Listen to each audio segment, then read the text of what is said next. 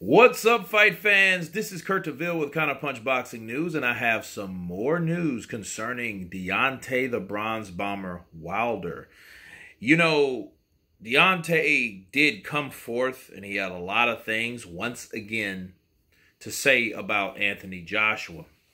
He stated that he would have done a quicker job than Andy Ruiz did on the night that Andy Ruiz and Anthony Joshua fought. He would have got him out of there a bit quicker than Ruiz did. Of course, we know the fight was stopped in the 7th round by the referee. And Deontay Wilder claims that I would have done that quicker. Now, I see once again that it's obvious at this point that Deontay Wilder either acknowledges that it should have been him. He's still, to this day, speaking on the desires to fight a person that he had ample opportunity to fight. See, we can talk about Dillian Whyte having ample opportunities to fight Deontay Wilder by either going through another guy or whatever.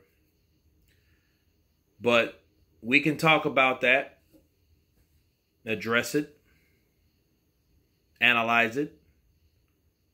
So if we can do that about Dillian Whyte versus Deontay Wilder, we can also turn around and counterpunch that Deontay Wilder had many contract offers from Team Joshua. So if Deontay Wilder felt he could do that, he should have done that. I think he took the low road, punched, went under the belt a little bit, called him a coward, not a real champion, talked a bunch of shit. And he did that because of pure bitterness, I feel. I feel that it was bitterness because he didn't like Anthony Joshua. He didn't like what Anthony Joshua stood for. He didn't like his success. I think he was envious the whole time. I really do think that. I think that he felt that he could have done better than Anthony Joshua. The things that Anthony Joshua was creating over in the UK, he wanted to mirror over here in the US.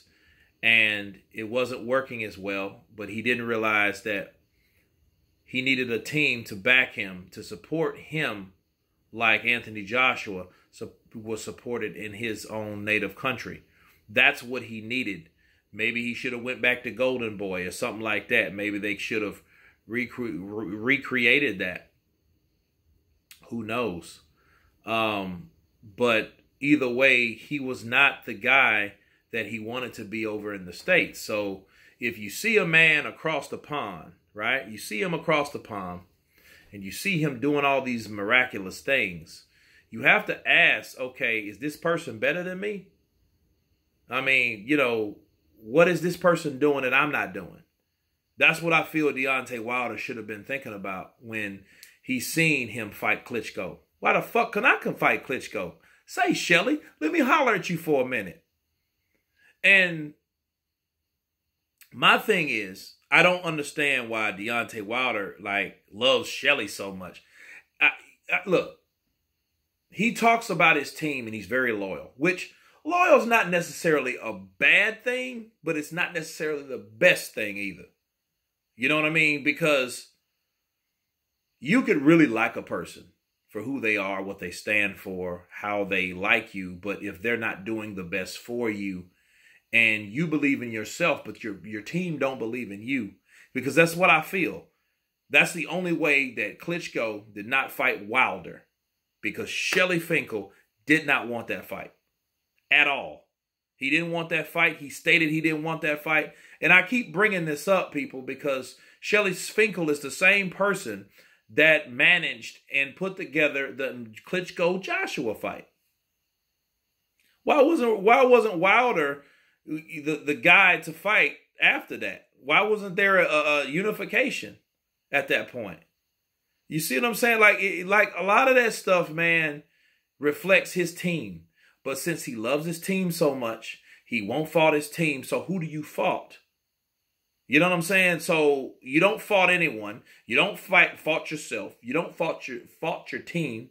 But then yet Anthony Joshua, you start hating on him like he's scared and a coward. But they're offering you offers to fight you and you were declining. You're declining these. Now, I thought he was either crazy as shit or a genius, because what we did notice was they went from 12.5 million, something he ain't never seen in his fucking life, then went to 15 million. Then he went from 15 million with an attachment to Dillian White for another additional 8 plus the 15 million. That's 23 for 2 fights. And then it went from that to possible percentage splits, right? Then he was offered 28 million from Joshua. Will double what he made or what he's supposed to made in the Fury fight on pay-per-view, right? If he made 14 million. So, and none of that's confirmed, by the way. We don't know how much he made. The important thing is whatever he says he made, we'll double it.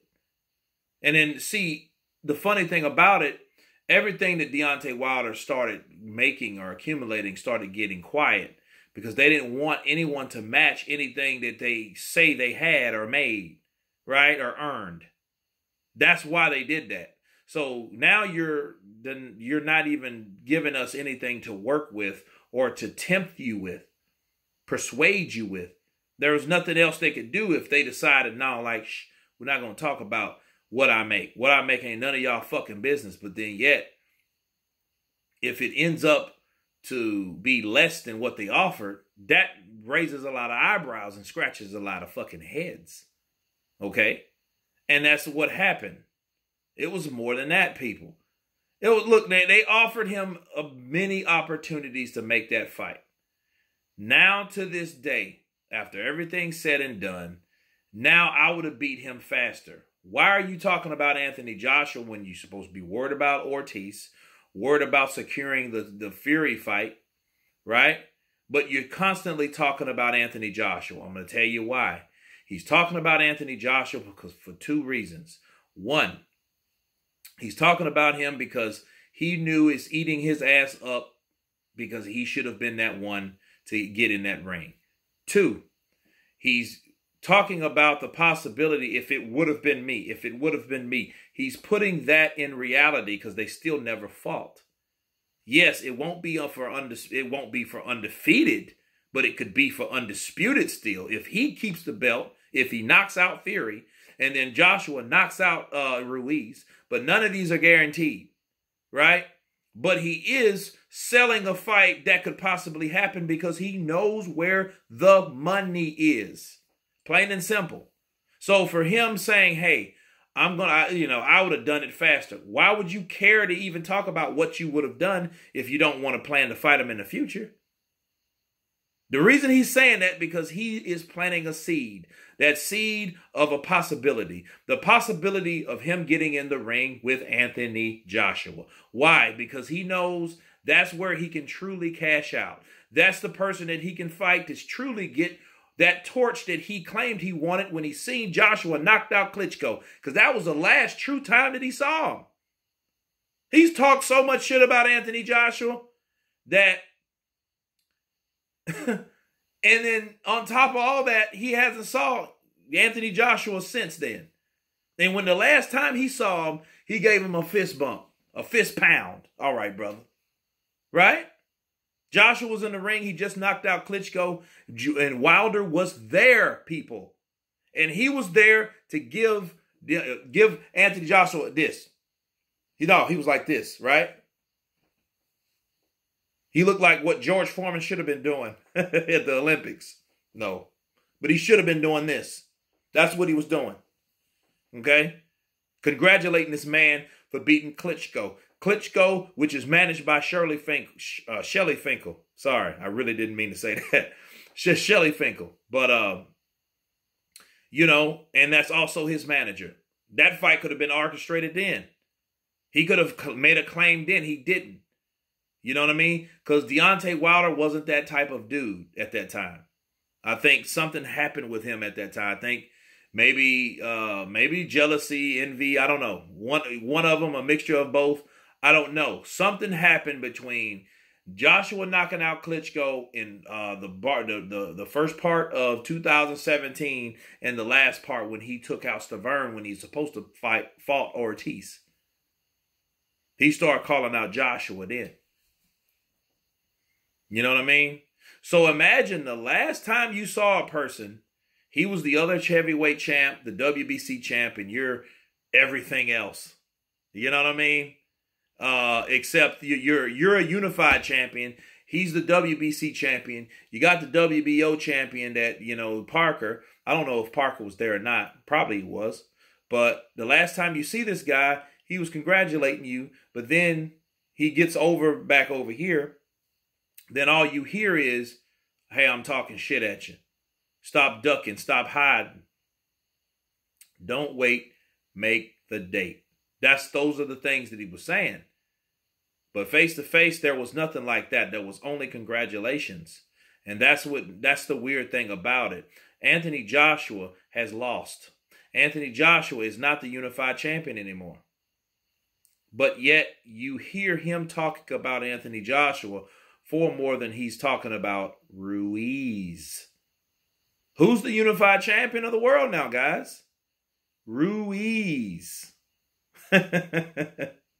You know what I'm saying? So why is it that he's talking about Joshua still?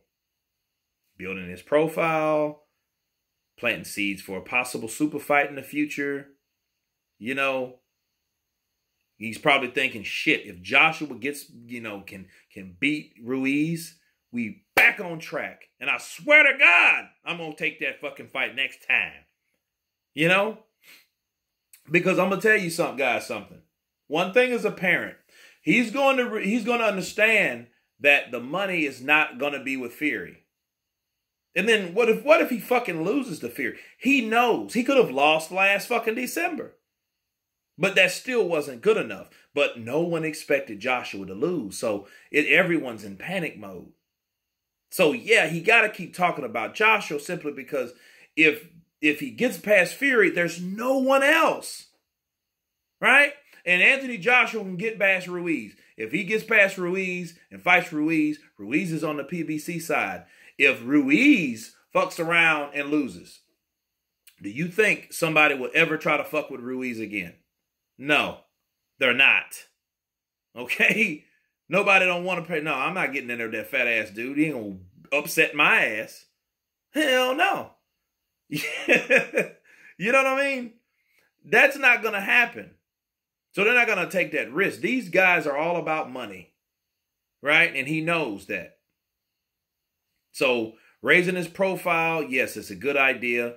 It's a good idea to entice the fans, entice the curiosity of a fight between him and Anthony Joshua. And then Wilder fans will think, hey, man, I think you would have knocked him out, right? Shit, show us. I'm from Missouri, motherfucker. Show me, right? So if that being the case, they could get on board with that idea. And then, of course, you have Anthony Joshua fans. They could say, well, you never really fought the former unified champion, right? He just got upset by Ruiz, worried about your ass. You know what I mean? That could happen. That fight could, look, that's the reasons, guys. He wants that fight still because the money's in it. And he knows before he lets that fight get like Amir Khan and Carol fucking Brook. Yeah. And understand something, people. Floyd Mayweather and Manny Pacquiao still fought after Manny got knocked out. It took a couple years. It did. He got knocked out in 2012. It took a while. Then 13, 14, and they fought in 15. So it took 2.5 years for them to fight, but they still fought. Now,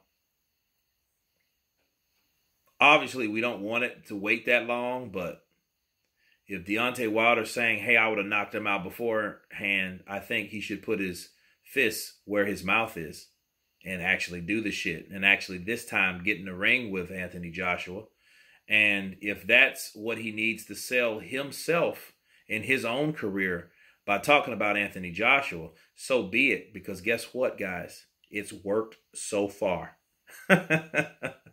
That's my take on it. You guys tell me what you think about this video, about Deontay Wilder's statements. Of course, please subscribe. And you guys been Counterpunch. Peace.